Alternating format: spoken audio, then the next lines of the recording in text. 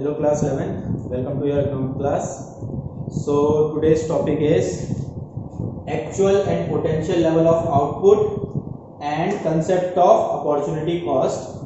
We will discuss it one by one. Okay, so first of all actual and potential level of output. देखिए actual and potential level of output को हम इस तरीके से समझते हैं कि फॉर एग्जांपल एक इंडस्ट्री है जो कि शूज को मैन्युफैक्चर करती है।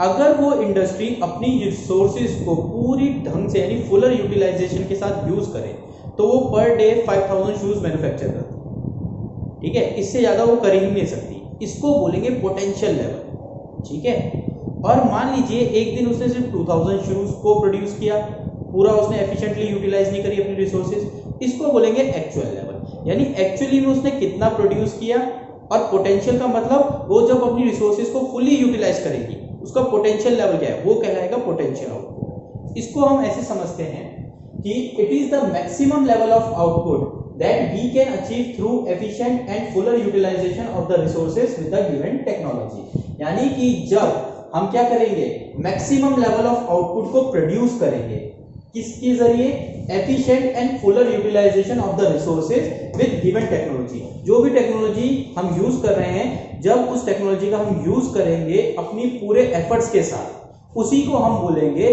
पोटेंशियल लेवल ऑफ आउटपुट या फिर actual and potential level of output. ठीक है, इसको हम इस तरीके से समझते हैं। ये एक हमारे पास ग्राफ है। इस ग्राफ को हमने एक कर्व के साथ बनाया है। कर्व के अंदर अगर कर्व के अंदर काम हुआ तो उसको हम ये अज्यूम करते हैं अंडर यूटिलाइजेशन, और अगर जो एक कर्व की लाइन है, यहाँ पे मैंने एक पॉइंट बना रखा है, इस पॉइंट तक अगर काम किया तो इसे बोलेंगे फुलर यूटिलाइजेशन। जैसे कि आप यहाँ पे देखेंगे any point in AD line कौन सी है हमारे पास, जो हमने कर्व बनाया है, any point in AD show potential level of output. यानी कि अगर आपने इस एडी की लाइन तक काम किया है, इसका मतलब आपने अपनी रिसोर्सेज को पूरी ढंग से यूज किया है, आपने पूरे एफर्ट्स लगाए हैं, आपका जो लेवल ऑफ आउटपुट होगा वो क्या होगा, Fuller and efficient use of resources. यानी यहां पर आपने फुलर एंड एफिशिएंट यूज किया है किसका, रिसोर्सेज का। ये मैक्सिमम लेवल ऑफ आउटपुट है जो आप प्रोड्यूस कर सकते हैं। ठीक है, अगर इस कर्व के अंदर आप प्रोडक्शन करते हैं तो any point inside AD shows actual level of output in less than potential level, under utilisation and inefficient use of resources. इसका मतलब कि अगर हमने उस कर्व के अंदर काम किया, यानी उस कर्व तक हम अचीव नहीं कर पाए अपनी प्रोडक्शन को, तो इसका मतलब हमने अपनी रिसोर्सेज को फुलर यूटिलाइज नहीं किया है। अभी बात समझ में। नेक्स्ट अगर हम बात करते हैं तो नेक्स्ट हमारा जो टॉपिक है वो है कंसेप्ट ऑफ अपॉर्चुनिटी कॉस्ट। देखिए मैं आपको पहले क्लियर कर देता हूं अपॉर्चुनिटी कॉस्ट होती क्या है। जब कभी हम किसी प्रोडक्ट को सेक्रीफाइस करते हैं किसी दूसरे प्रोडक्ट के लिए, उसी को अपॉर्चुनिटी कॉस्ट कहा जाता है। फॉर एग्जाम्पल मेरे पास एक ऑरेंज है और एक एप्पल है, लेकिन मेरे पास जो पैसे हैं वो सिर्फ एक ही को खरीदने के लिए, या तो मैं ऑरेंज को खरीद सकता हूं या मैं एप्पल को खरीद सकता हूं। तो जो भी, अगर फॉर एग्जांपल मैं ऑरेंज को खरीदता हूं तो मुझे एप्पल को सैक्रिफाइस करना पड़ जाएगा। अगर मैं एप्पल को खरीदता हूं तो मुझे ऑरेंज को सैक्रिफाइस करना पड़ जाएगा। जो चीज मैं सैक्रिफाइस कर रहा हूं इसी को हम अपॉर्चुनिटी कॉस्ट कहते हैं। हम ये सैक्रिफाइस क्यों करते हैं, क्योंकि हमारे पास रिसोर्सेज क्या है, लिमिटेड है।